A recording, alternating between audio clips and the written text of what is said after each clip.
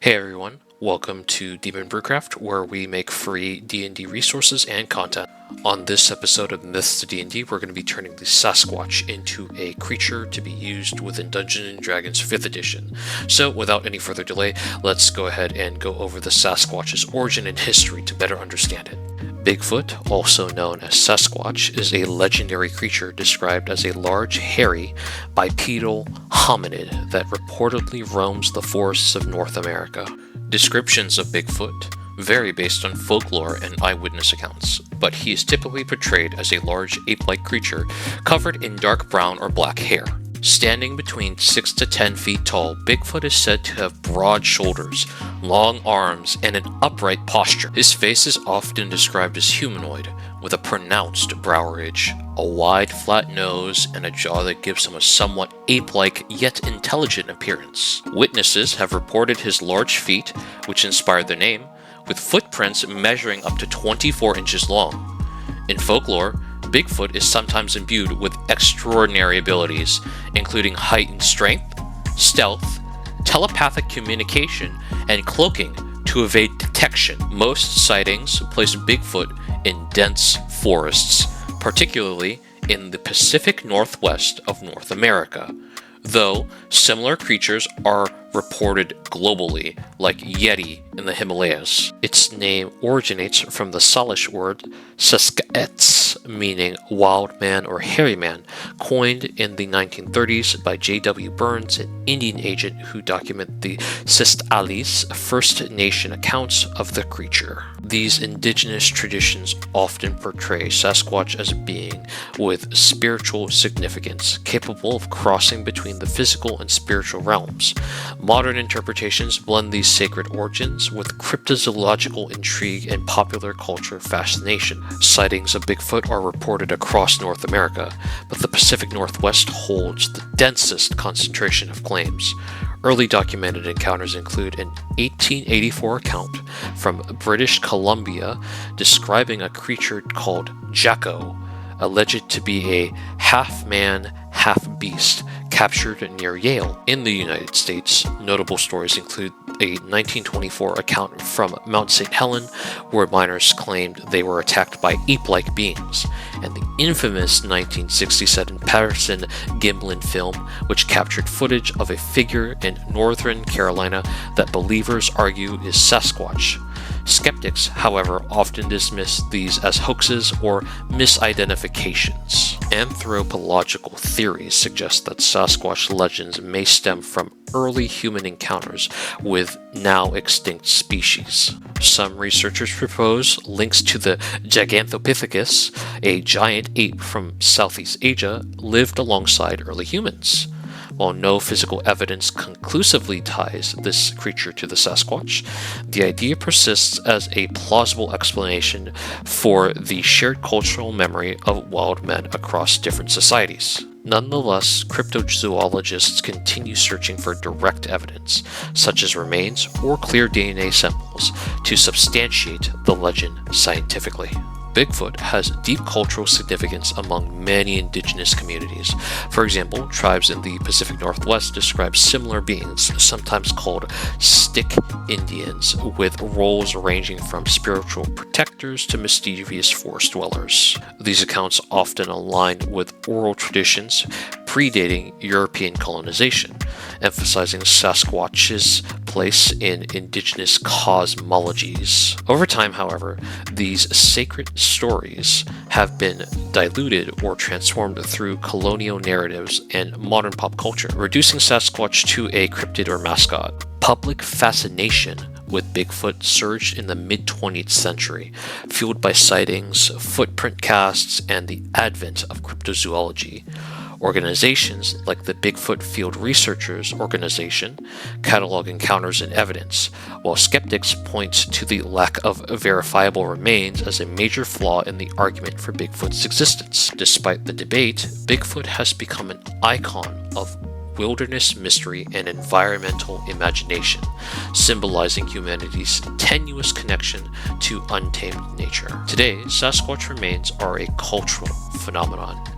Its image is featured in state mascots, media, and even legislation advocating its protection as an endangered species. Whether viewed as a real creature, misinterpreted animal, or a cultural archetype, Sasquatch endures a powerful symbol in folklore and modern storytelling. If you guys like this video, we do tons of other creations and learning videos on this channel. Feel free to subscribe if you would like to see more. With that brief overview out of the way, let's go ahead and turn the Sasquatch/Bigfoot into a D&D creature. In the middle of a forest, deep in the night, 3 acolytes surround a large beast who has been bound and weakened. Happy, they have finally caught the beast that has been scrounging through their resources and eating through all of it. Upon taking the beast into custody, however, its head suddenly pops off and reveals itself to be no more than just a villager in a suit. There was no mere monster going through their resources, just a thief. Enraged, these acolytes definitely take this person in and carry him away, dragging him through the forest, never to be seen again. As the acolytes and the human disappear from the forest clearing, some bushes rustle.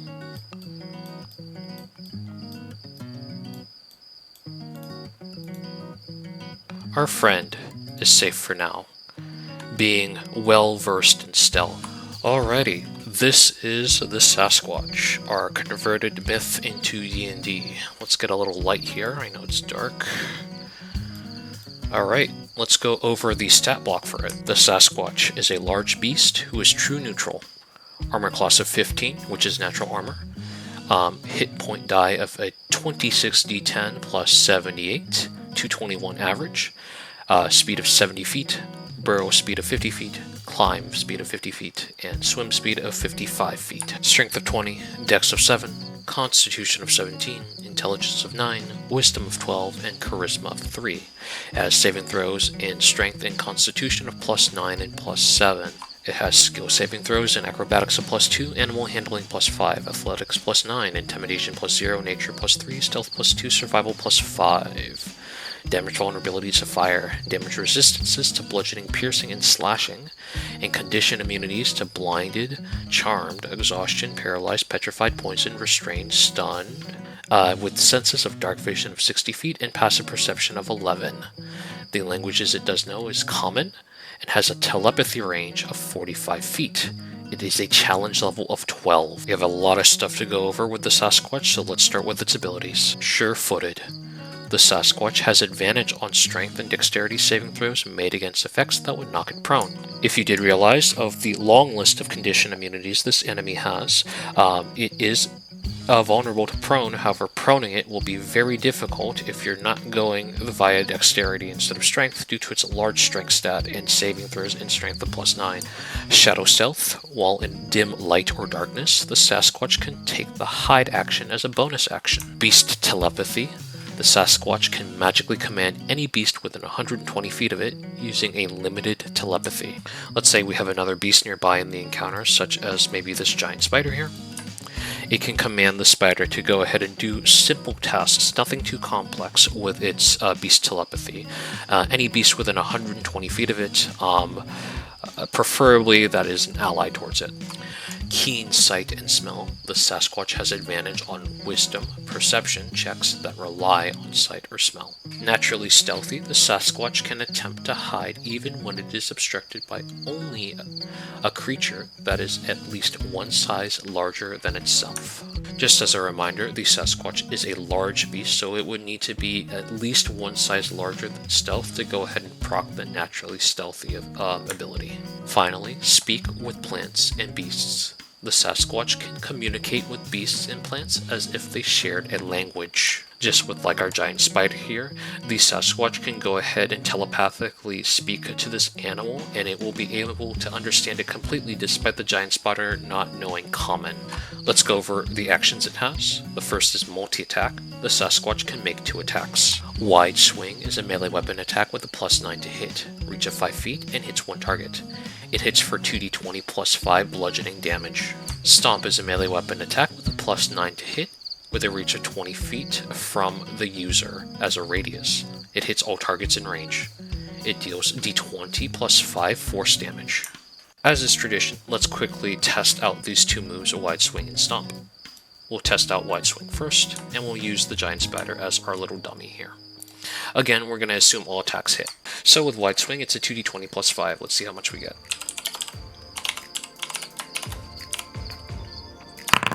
Not bad, it's an 18. It's bludgeoning damage, which is not bad either. Next, we're going to test out Stomp. Stomp is a 20-foot radius from the Sasquatch, so it can stand a little further back as long as it's no more. Oh, that's a little too far. Go one more up here, like this, and now it's in range. And it's going to hit everything within a 20-foot radius of it. And it's going to hit for d20 plus 5, so let's roll that, assuming that it, of course, hits. And it's a 6, not as much damage, but can deal damage to multiple targets with this attack. Let's go over legendary actions, as the Sasquatch is indeed a legendary creature. The Sasquatch can take one legendary action, choosing from the options below. Only one legendary option can be used at a time and only at the end of another creature's turn. The monster regains spent legendary actions at the start of its turn. The one legendary action that the Sasquatch has is Legendary Sighting. The Sasquatch gains a stack of Legendary Sighting for each unique unallied creature that sees it for the first time. When the amount of stacks hit 3, the Sasquatch may immediately spend all stacks and do the following, while also spending a legendary action to do so. The full duration of the Sasquatch's next multi-attack deals double damage. Alright, let's grab some tokens here. We're just going to grab some guards we have. Let's say these guys are all partied up. Most D&D campaigns have maybe about 3 to 4 players in them, so we'll grab a 4th one. And let's say they just stumbled upon our Sasquatch here. And then our Sasquatch, getting a little defensive over its territory, goes ahead and initiates combat with it. And the Giant Spider joins as an ally too, so we can go ahead and use this as an example as well. So it is only going to be getting 4 stacks, because it is initiating against these 4 party members here. The Spider is its ally. It only gains 1 stack of Legendary Sighting per person that is unallied that looks at it for the very first time and sees it. So the Sasquatch at this point would have 4 stacks.